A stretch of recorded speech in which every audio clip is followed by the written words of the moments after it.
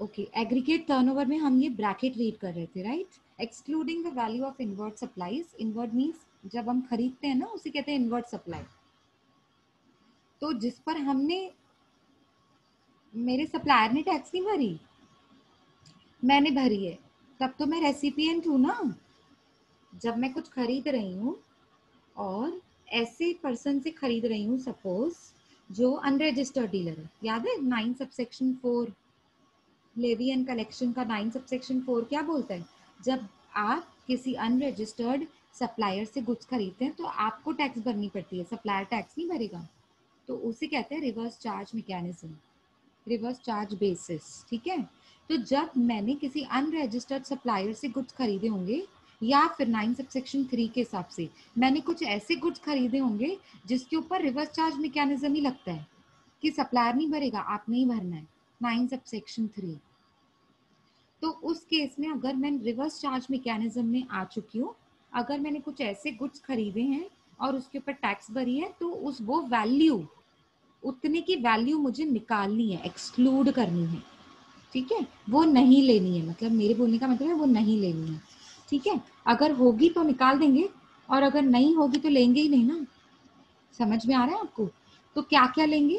Taxable supply, exempt supplies, exports of goods and services or both, and interstate supply of persons having same PAN number, ठीक है। To be computed on all India basis, India में जहां जहां आपने supply किया है ना पूरा लेंगे, बट एक्सक्लूड्स। अच्छा, एक और चीज इसमें एक्सक्लूड करनी है, देखो ये तो एक्सक्लूड करना ही था, ये तो लेना ही नहीं था, जिसमें आप रिवर्स मैकेनिज्म के अंडर में टैक्स भर रहे हो, वो तो लेना ही नहीं है। और क्या क्या नहीं लेना है? सेंट्रल टैक्स, सेंट्रल टैक्स नहीं लेना है, मतलब सीजीएसटी। स्टेट टैक्स मतलब एसजीएसटी, वो भी काउंट नहीं करना है, टैक्स के बिना लेना है मुझे। विदाउट टैक्स लेना है, मतलब विदाउट टैक्स के आंसर्स को प्लस करते जाना है। आप समझ रहे हैं मैं क्या बोल रही हूँ? उसके बाद यूटीजीएसटी भी नहीं लेना है, आईजीएसटी भी नहीं लेना है, और कोई सेस, सेस मतलब ड्यूटी, एक्स्ट्रा ड्यूटीज, एक्स्ट्रा जो टैक्स लगती है ना, टैक्स पे टैक्स, सेस, सॉरी टैक्स पे टैक्स नहीं बोल सकते, वो सरचार्ज होता है। यहाँ पे सेस मतलब ड्यूटी, जो डिफरेंट ड्यूटीज होती है ना, higher education cess, health education, health and education cess, अभी जो 4% चल रहा है उसकी बात कर रही हूँ मैं, ठीक है ना। तो उसको भी काउंट नहीं करना है, तो किसको काउंट करना है? आप समझ में आए? ये देखो टेबल में भी बता रहे हैं, ये देखो aggregate turnover includes, aggregate turnover excludes. देखो टेबल, आपको ना जब टेबल में चीजें मिल जाती है ना, आपके लिए बहुत इजी हो जाता है लर्न करना। देखो एग्रीगेट टर्नओवर में क्या क्या इंक्लूड है? Value of goods exported, exempted goods भी लेने हैं, ऐसे गुड्स जिनके ऊपर टैक्स नहीं लगती है, निल, निल रेट मतलब 0%, होलली एग्जम्प्टेड है मतलब जीएसटी से एग्जम्प्टेड है वो, and includes non taxable supplies. Non taxable मतलब वो ही एग्जम्प्टेड, बस उसने थोड़ा लंबा चौड़ा करके लिखा है उसको।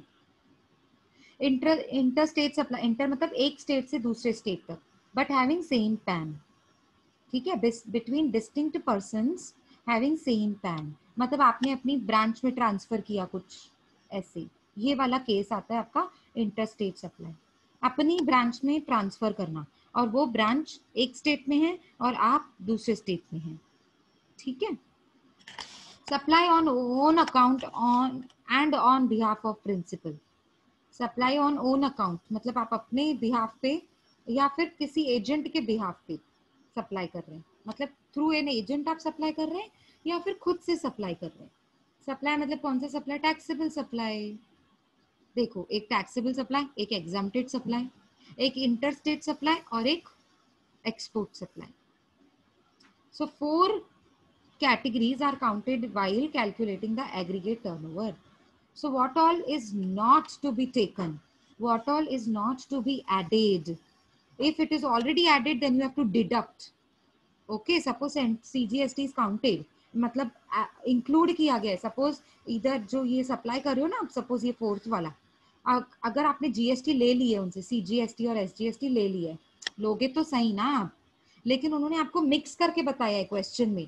सपोज 5 लाख बताया है और 1 लाख जीएसटी है, ऐसा ब्रैकेट में लिख के दे रहे हैं आपको, तो 5 लाख में से 1 लाख माइनस करना पड़ेगा, क्योंकि मुझे CGST और HGST नहीं लेना है, पर उसने ले लिया है तो मुझे माइनस करना है। ठीक है ना, मेरे बोलने का मतलब आप समझो। एग्रीगेट टर्नओवर एक्सक्लूड क्या क्या करता है, let's see that. Inward supplies on which recipient is required to pay tax under RCM. When the recipient, I am the recipient when I purchase goods. Okay, inward supply means inward purchase. When I am purchasing the supplied goods, those goods that I want to supply in the future, for that I will have to purchase first. So maybe I am purchasing under section 9 subsection 3 or 9 subsection 4. I fall under these two categories, maybe one of these two categories.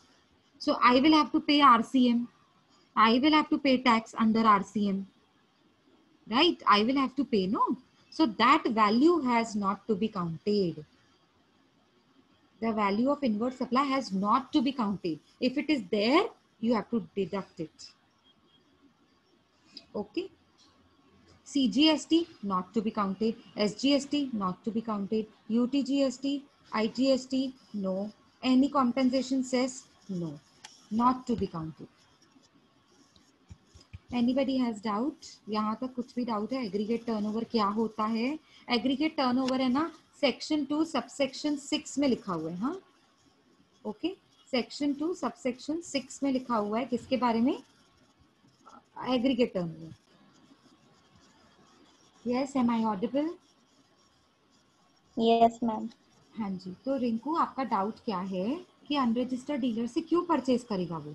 जब भी उसको tax उसको खुद को भरनी पड़ेगी, तो वो अनरजिस्टर्ड डीलर से क्यों परचेज करेगा? ऐसे नहीं होता है। सुनो, अनरजिस्टर्ड डीलर कौन होता है? पहली बात तो जिसका 40 लाख का टर्नओवर कम है, अगर वो गुड्स में है तो, अगर वो गुड्स सप्लाई करता है और नॉर्मल स्टेट्स में है, नॉर्थ ईस्टर्न स्टेट्स में नहीं है, तो उसकी लिमिट क्या है? Threshold limit 40 lakh. तो अगर उसका टर्नओवर 40 लाख के नीचे है तो रजिस्ट्रेशन नहीं करता है वो। GST में रजिस्ट्रेशन उसको ना भी करेगा तो चलेगा, वॉलेंट्री है, करना है तो कर सकता है, लेकिन वो ना भी करेगा तो चलेगा। It is that way.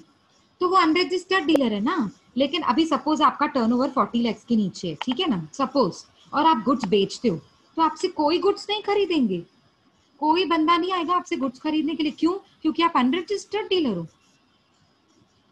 ऐसे क्यों बोल रहे हो? मतलब ऐसे क्यों आप समझ रहे हैं कि अनरजिस्टर्ड डीलर है तो उससे गुड्स ही नहीं कोई खरीदेगा?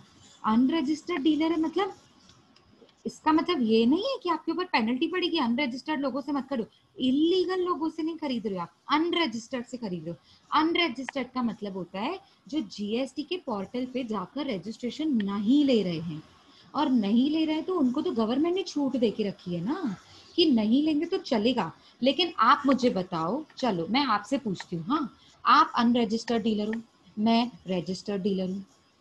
अब आपकी और मेरी बहुत सालों से पहचान है, तो मैं आपसे ही गुड्स खरीदती हूँ। आपकी गुड्स की जो क्वालिटी होती है ना, बहुत अच्छी होती है, मेरे कस्टमर्स को अच्छी लगती है। मैं रिटेलर हूँ, आप होलसेलर हो, तो आपसे ही मैंने गुड्स खरीदने हैं। लेकिन आपका टर्नओवर 40 लाख के नीचे, उससे मुझे क्या लेना देना? I have got nothing to do with your turnover, no. Government has given you the benefit because your turnover is less. You don't have to comply with the long procedure of GST. Don't get registration, no worries. You get छुट्टी। समझ आ रहा है? आपको छुट्टी मिल गई। समझ आ रहा है आपको मैं क्या समझाने का ट्राई कर रही हूँ? तो आप अनरजिस्टर्ड डीलर हो, मुझे उससे कुछ लेना देना नहीं, मुझे आपसे गुड्स खरीदने हैं और अपने कस्टमर्स को बेचने हैं। अब होता क्या है, जो गुड्स आपने मुझे बेचे, जो गुड्स आपने मुझे बेचे वो तो टैक्सेबल थे। मतलब आपने देखो, अनरजिस्टर्ड डीलर है ना, कभी भी टैक्स नहीं ले सकता, कभी भी GST नहीं ले सकता, वसूल नहीं कर सकता। क्यों? क्योंकि वो गवर्नमेंट को भरेगा भी तो नहीं ना। क्यों नहीं भरेगा? क्योंकि वो अनरजिस्टर्ड है। जब रजिस्टर्ड ही नहीं है तो GST कैसे भरेगा वो? अच्छा, GST भरेगा नहीं, जब गवर्नमेंट को वो GST भर ही नहीं रहा है तो वो कस्टमर से वसूल भी नहीं कर सकता है। ये सब डिटेल्स है ना, आप देखो वापस, ये ना अभी मेरा 4th चैप्टर है जो मैं आपको करवाने वाली हूँ ना, रजिस्ट्रेशन। ये मैं आपको एक्चुअली 4th चैप्टर में करवाने वाली थी, पर अभी ये आपको डाउट आ गया। तो इसीलिए मैं कहती हूँ जितना पॉइंट हम सीख रहे हैं ना पहले उतना समझो, उसके आगे मत जाइए। नहीं तो ना मेरी एक्सप्लेनेशन मुझे इतनी लंबी करनी पड़ती है कि मुझे लगता है कि ये चैप्टर को जस्टिस नहीं दे पा रही हूँ, मैं टाइम पे खत्म नहीं कर पा रही हूँ। ठीक है, कोई बात नहीं। तो क्या होता है, आप अनरजिस्टर्ड डीलर हो, मैं रजिस्टर्ड डीलर हूँ। आपने जो गुड्स सप्लाई किए थे वो तो टैक्सेबल थे, उस पर 18% टैक्स लगती थी, पर आपने तो मुझसे टैक्स ली नहीं, जीएसटी चार्ज ही नहीं किया आपने अपने कस्टमर से, तो गवर्नमेंट को पहुंचेगी ही नहीं, क्योंकि आपने ली नहीं तो पहुंचेगी भी नहीं। तो गवर्नमेंट क्या 18% छोड़ देगी वो प्रोडक्ट का सप्लाई होने के बाद भी? देखो सप्लाई तो हुआ ना, सप्लाई हुआ तो टैक्स भी तो गवर्नमेंट को पहुंचनी चाहिए, जीएसटी भी तो पहुंचनी चाहिए, तो कोई तो भरेगा। आप नहीं भरोगे तो आपका रेसिपिएंट भरेगा। इस रीजन की वजह से रिवर्स चार्ज मैकेनिज्म को बनाया गया था।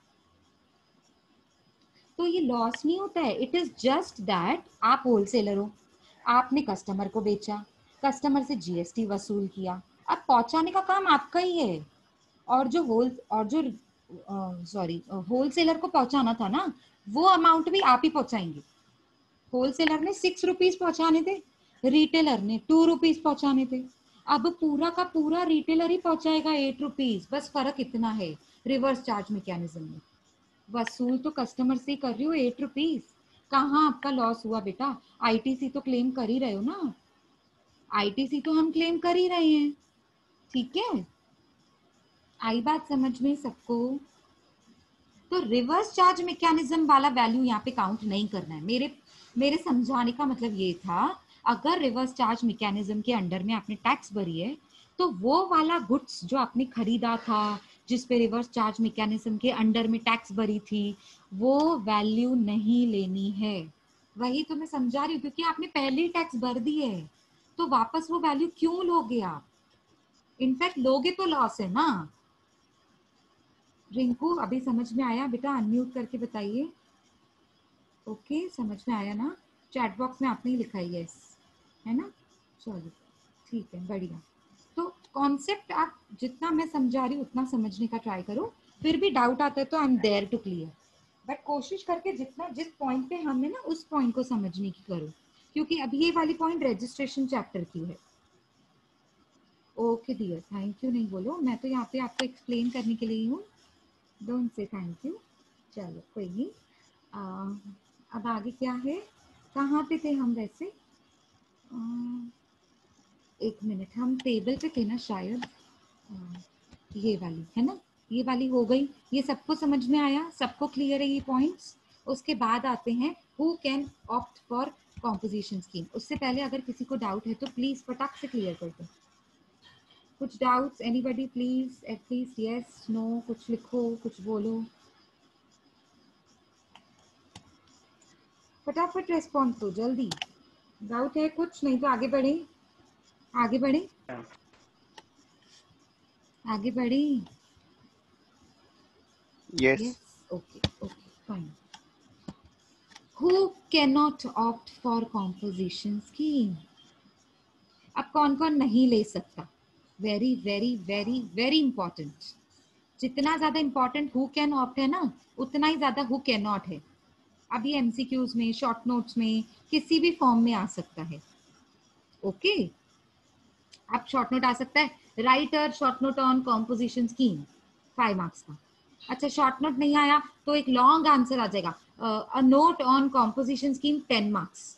अभी note on composition scheme 10 marks है तो आंसर बड़ा करके लिखने का, 5 मार्क्स का आंसर है तो आंसर छोटा करके लिखने का, 7 मार्क्स का आंसर है तो थोड़ा मीडियम ऐसा, मीडियम साइज का। वो लंबा करने आंसर को और छोटा करने आपको आना चाहिए। वो मैं टेक्निक आपको पहले भी सिखा चुकी हूँ, आपको याद होगा पहले वाले लेक्चर्स में।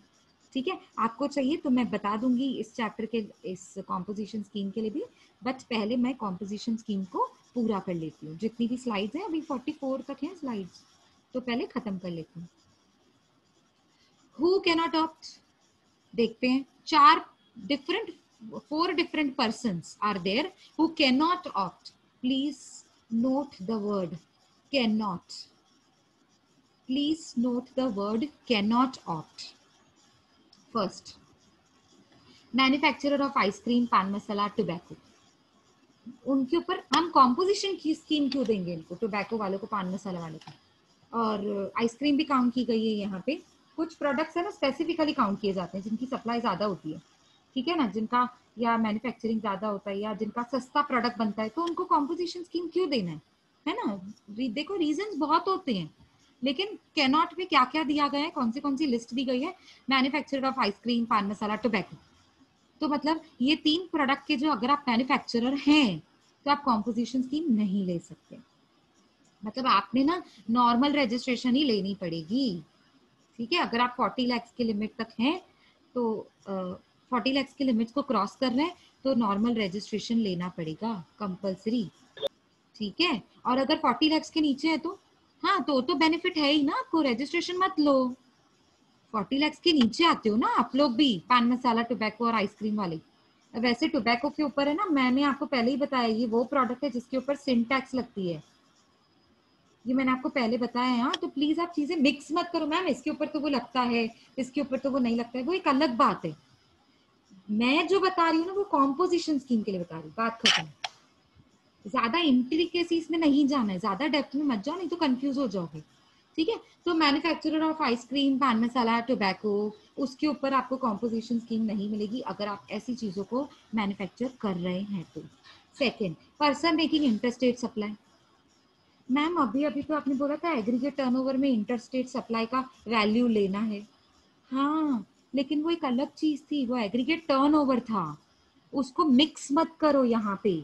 ये कॉम्पोजिशन स्कीम को कौन ऑप्ट कर सकता है ये मैं वो बता रही हूँ, और ये वो है जो कॉम्पोजिशन स्कीम ऑप्ट करने के लिए थ्रेशहोल्ड लिमिट दी गई है, उसका जो एग्रीगेट टर्नओवर है उसकी वैल्यू निकालने के लिए आपको इंटरस्टेट सप्लाई लेना है, वैल्यू निकालने के लिए इंटरस्टेट सप्लाई लेना है। अब पता चल गया कि value interstate supply, taxable supply, exempted supply, export supply, चारों को मिला के वैल्यू 1.5 करोड़ के नीचे है, हाँ मैं कॉम्पोजिशन स्कीम ले सकती हूँ।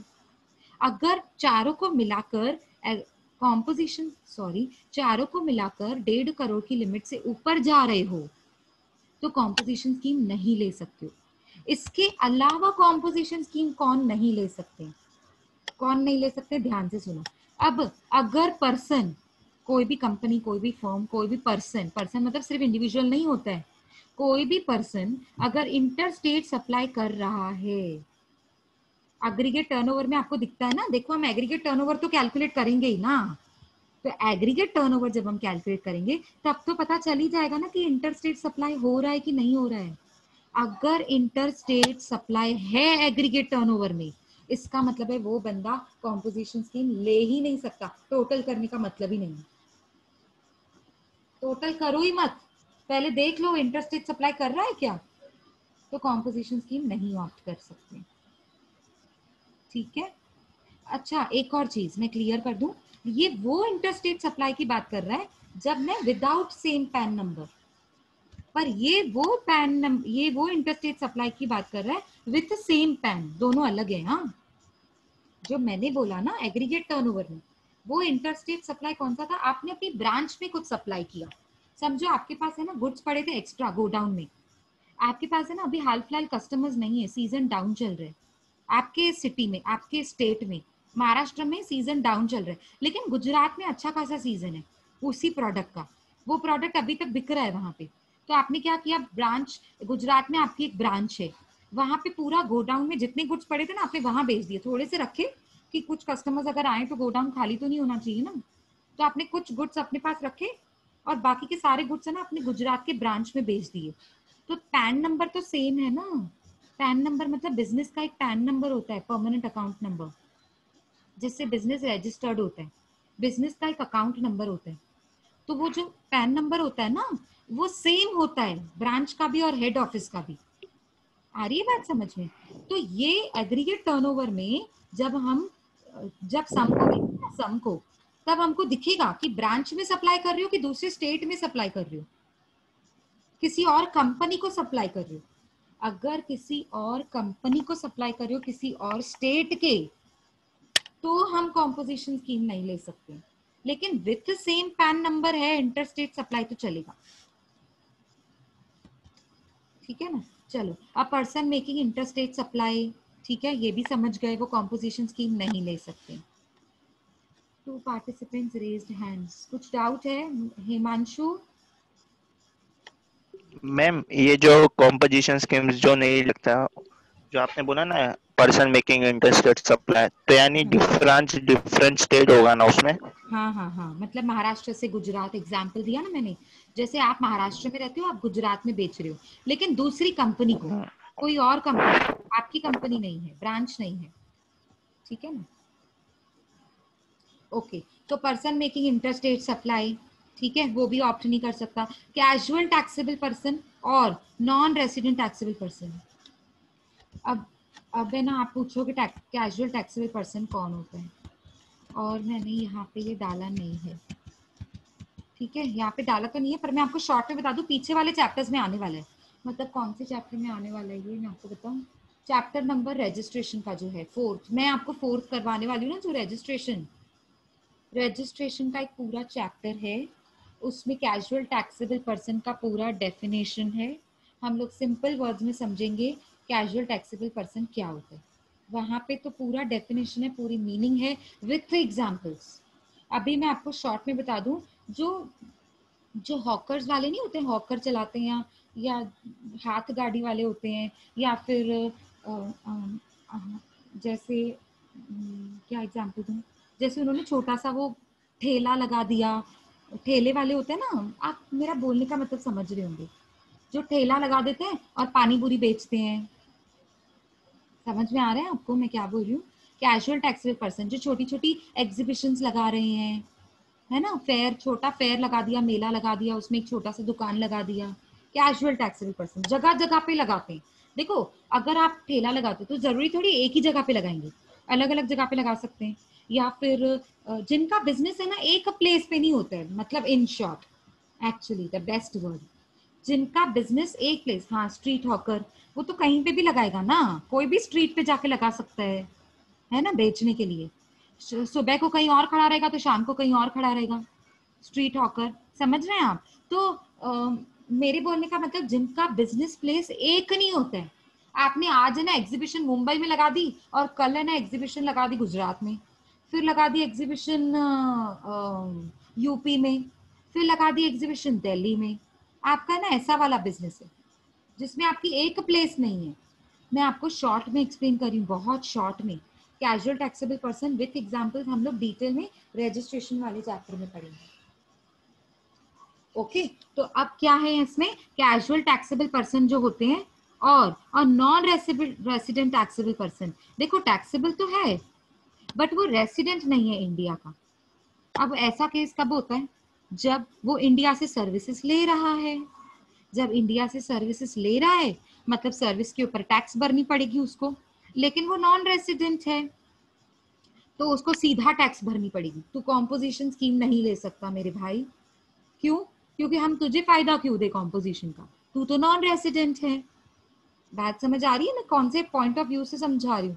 आई मे साउंड फनी, बट ऐसे नहीं बताऊंगी तो समझ भी नहीं आएगा कि नॉन रेसिडेंट को क्यों नहीं लिया कॉम्पोजिशन में। ठीक है, चलो आगे देखो। Businesses which supply goods through eco. Eco मतलब economic, sorry I always say economic, it is electronic commerce operator. Electronic commerce operator is a online platform of buying and selling of goods and commodities. ठीक है, buying from wholesalers and manufacturers and supplying it to customers. It is an online platform. The examples are Amazon, Flipkart. We have already discussed it in detail with the examples, proper definition and meaning of eco. We have already done it.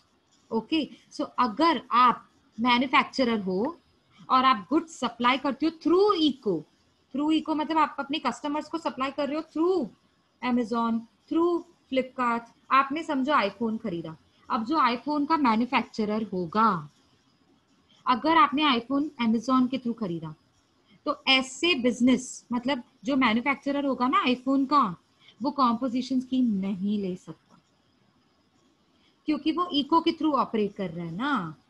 समझ आया? आप directly भी cell कर रहे हो customer को, लेकिन आप कुछ प्रोडक्ट्स Amazon को भी देके रखते हो कि आपको कोई कस्टमर मिले तो आप भी बेच देना, तो भी आप कॉम्पोजिशन स्कीम नहीं ले सकते। आप बोलोगे मैं डायरेक्ट भी तो बेच रहा हूँ ना, नहीं, लेकिन ना इको के थ्रू तो बेच रहे हैं ना, मतलब आपको कॉम्पोजिशन स्कीम नहीं मिलेगी, दैट्स इट। ओके, तो 4 पॉइंट्स थी इसमें। मैन्युफैक्चरर ऑफ आइसक्रीम, पान मसाला और tobacco, person making interstate supplies, CTP कहते हैं इसे, सीटीपी कैजुअल टैक्सेबल पर्सन, और NR taxable person, NR is non resident, businesses with supply goods through eco. इन चारों को कॉम्पोजिशन स्कीम अवेल नहीं होती है।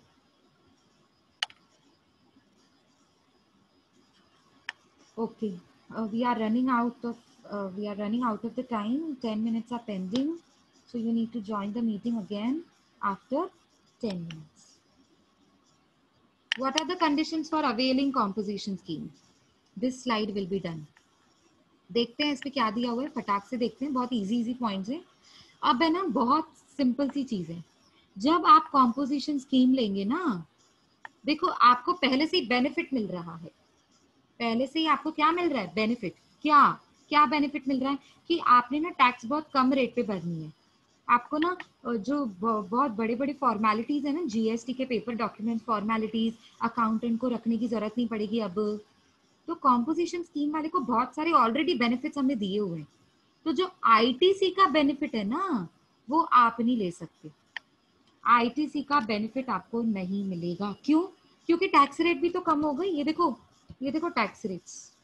अभी हम आएंगे इस पे। हाँ, ये मैंने अभी दिखा दिया आपको, नहीं तो आप बोलोगे फिर तुमको डाउट आ जाएगा, जैसे मैंने पहले ही दिखा दिया। टैक्स रेट्स देखो कितने कम में दिख रहे हैं। टोटल देखो, टोटल वाला कॉलम। ऑलरेडी इन लोगों के ऊपर टैक्स बहुत कम लगती है, कॉम्पोजिशन स्कीम वाले जो ऑप्ट करने वाले होते हैं। तो इसलिए गवर्नमेंट ने इनको आईटीसी नहीं दिया, क्योंकि अगर आईटीसी क्लेम करोगे तो ये तो और वैल्यू आपकी और कम हो जाएगी। तो वैल्यू कम तो टैक्स भी कम, तो ये तो चीटिंग हो जाएगी गवर्नमेंट के साथ। फिर तो सही टैक्स पहुंचेगी नहीं गवर्नमेंट के पास। Yes Abhishek, you have raised your hand. You have any doubt अभिषेक?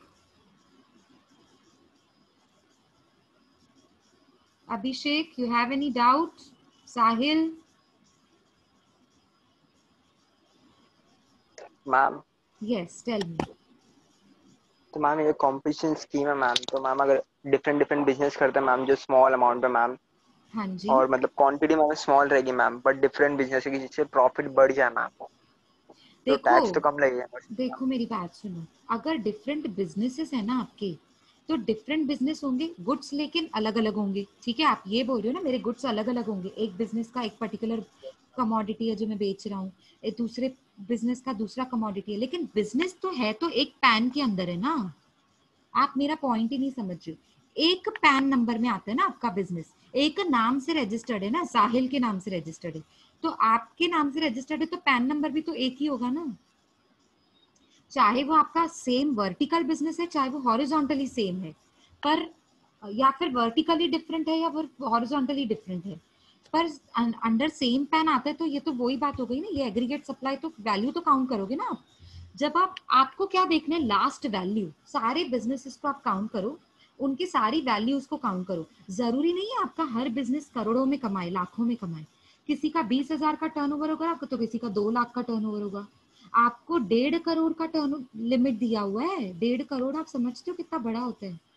तो समझो आपका एक बिजनेस में से 4 लाख आता है, दूसरे बिजनेस में से 5 लाख आता है।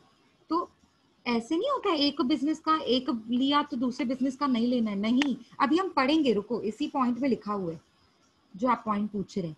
डिफरेंट सेगमेंट्स बोल रहे हो ना, मतलब आप अगर आपका एक बिजनेस है टेक्सटाइल का, दूसरा बिजनेस है इलेक्ट्रॉनिक का, तीसरा बिजनेस में भी आपका यस मैम। सैलून है, आपने सैलून ओपन कर दिया, या ऐसा कोई बिजनेस, अलग अलग कैटेगरीज में आपका बिजनेस है, लेकिन अंडर सेम पैन नंबर होगा ना, तो उसका एग्रीगेट वैल्यू तो आप टोटल काउंट करते हैं। जब आप टोटल एग्रीगेट वैल्यू तक काउंट करते हैं, अगर 1.5 करोड़ के नीचे है तो कॉम्पोजिशन स्कीम लेते हैं। देखो अभी आप थर्ड फोर्थ पॉइंट पे चले गए, आपने डाउट वो पूछ लिया, मैं आती हूँ उस पॉइंट पे, रुको। पहले मैं किस पॉइंट पे हूँ, आईटीसी। आप आईटीसी क्लेम नहीं कर सकते हैं क्योंकि आपको ऑलरेडी बहुत सारे बेनिफिट्स दिए हुए हैं। अगर आप आईटीसी क्लेम करेंगे तो आपकी वैल्यू और कम हो जाएगी, वैल्यू कम तो टैक्स भी कम, तो गवर्नमेंट को वो सही पैमाने पे टैक्स नहीं पहुंचेगी। समझ आ रही है? चलो आगे देखते हैं। The dealer can not supply good, बहुत इंपॉर्टेंट पॉइंट है इस फर्स्ट से लेकर जितनी भी हम पॉइंट्स कर रहे हैं, बहुत इंपॉर्टेंट पॉइंट। डिफरेंट पैन किया ना तो भी आपके नाम पे वो रजिस्टर्ड है, ठीक है। और डिफरेंट पैन होता है ना तो डिफरेंटली ट्रीट करते हैं हम उसको। तो एक बिजनेस का टर्नओवर निकालेंगे और चेक करेंगे कॉम्पोजिशन स्कीम लेनी है कि नहीं लेनी है। दूसरे बिजनेस का अलग से चेक करेंगे। आपके पास कितने बिजनेस हो सकते हैं, कितने, ज्यादा से ज्यादा 3-4।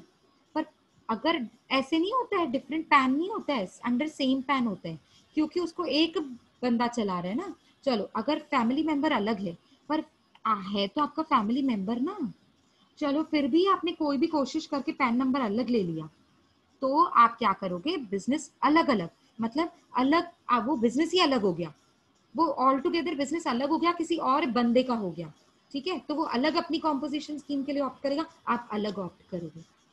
बस बात इतनी सी है, ठीक है। चलो आगे बढ़ते हैं। आईटीसी क्लेम नहीं कर सकते हैं, very very important. Composition dealer can never claim ITC. okay, the dealer cannot supply goods and services which are not taxable under GST such as alcohol, cannot supply GST, जिसके ऊपर अभी तक GST लग ही नहीं रहा है। कौन सा एक प्रोडक्ट है जिसके ऊपर अभी तक GST लग ही नहीं रहा है? Alcoholic liquor for human consumption. ऐसा प्रोडक्ट आप अगर बेच रहे हैं तो कॉम्पोजिशन स्कीम नहीं ले सकते। मतलब आप अगर कॉम्पोजिशन स्कीम लेना चाहते हैं ना, तो आप इसमें डीलिंग नहीं कर सकते हैं। किस में डीलिंग नहीं कर सकते हैं? Alcoholic liquor for human consumption, जिसके ऊपर जीएसटी नहीं लगती है। थर्ड पॉइंट देखो, the tax payer has to pay tax at the normal rates for the transactions under reverse charge mechanism. Okay, जब आप रिवर्स चार्ज मैकेनिज्म के अंडर में आते हो ना, तो आपको नॉर्मल टैक्स रेट्स पे करने हैं, ये वाले नहीं। एक मिनट बताती हूँ। ये वाले जो टैक्स रेट्स है ना, ये आरसीएम वालों के लिए नहीं है। RCM is reverse charge mechanism.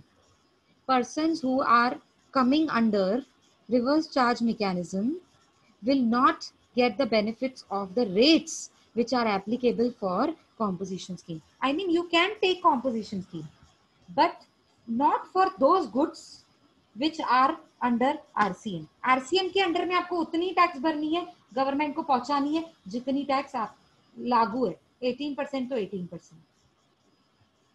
Okay okay, next is